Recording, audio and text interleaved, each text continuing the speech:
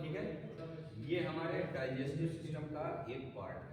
ठीक है, digestive system की स्टार्टिंग कहाँ से होती है? माउथ टू एनस तक की प्रक्रिया को, ये जितने पार्ट हैं उसको हम बोलते हैं डाइजेस्टिव सिस्टम या एलिमेंट्री कैनाल के पार्ट।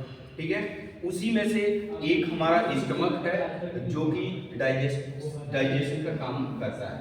हम जो भी भोजन माउथ के रास्ते लेते हैं ये हमारे माउथ से ईसोफेगस से होते हुए स्टमक के अंदर आता है। स्टमक के अंदर जब ये भोजन आता है तो 4 से 5 घंटे के लिए ये इसमें स्टोर होता है, फिर वो चला जाता है हमारे ड्यूडेनम के अंदर, फिर जेजनम, फिर इलियम में चला जाता है। और स्मॉल इंटेस्टाइन का जो पार्ट इलियम होता है उसमें हमारे भोजन का कंप्लीट रूप से डाइजेशन होता है।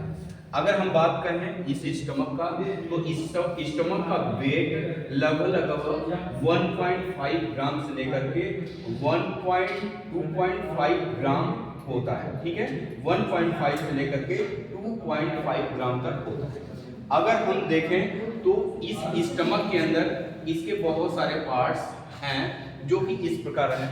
ये ऊपर से जो पाइप आई हुई है इसको हम बोलते हैं, इस ट्यूब को बोलते हैं ईसोफेगस। यहाँ पे एक स्फिंक्टर होता है जो भोजन को वापस जाने नहीं देता है, स्फिंक्टर जो कि एक गार्ड का काम करता है। ठीक है, इसको हम बोलते हैं कार्डियक स्फिंक्टर। ठीक है, हमारे इस स्टमक के अंदर इसके कुछ पार्ट हैं, जैसे कि ये ऊपर वाले भाग को बोलते हैं हम फंडस, बीच वाले भाग को बोलते हैं बॉडी, और ये जो अंदर का भाग है इसको बोलते हैं हम एंट्रस। एंट्रस के आगे होता है पाइलोरस, पाइलोरस के आगे होता है पाइलोरिक, और फिर उसके बाद है ये हमारा ड्यूडेनम। ठीक है, अगर हम स्टमक की बात करें तो स्टमक के नीचे का ये जो भाग है इसको हम बोलते हैं ग्रेटर कर्वेचर्स, और इसके ऊपर वाला जो भाग है इसको हम बोलते हैं लेसर कर्वेचर्स। ठीक है, हमारे स्टमक के अंदर जो मसल्स होते हैं वो 3 टाइप के मसल्स होते हैं, longitudinal muscles, oblique muscles, circular muscles.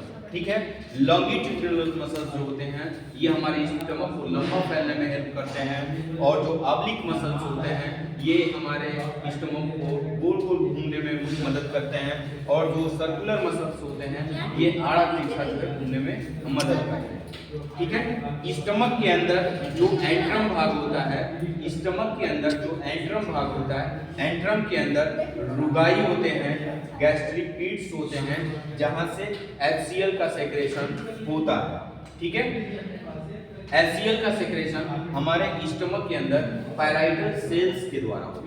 ठीक है, तो और क्या है कि स्टमक के अंदर का जो pH होता है वो होता है हमारा एसिडिक। ठीक है, चूंकि हाइड्रोक्लोरिक एसिड होता है जिसके कारण हमारे भोजन का पाचन अच्छे रूप से हो जाता है, और 4 से 5 घंटे के बाद फिर यही भोजन काइम के रूप में हमारे ड्यूडेनम के अंदर जाता है, और ड्यूडेनम के अंदर जो pH होता है वो होता है एल्कलाइन, और हमारे इस स्मॉल इंटेस्टाइन के अंदर बहुत सारे एंजाइम्स, बैक्टीरियाज होते हैं जो कि हमारे भोजन को पचाने में हेल्प करते हैं, और हमारे स्मॉल इंटेस्टाइन के इलियम में भोजन का कंप्लीट रूप से डाइजेशन हो जाता है, और फिर वो वेस्ट प्रोडक्ट के रूप में बाहर जो है एनस के रास्ते निकल जाता है।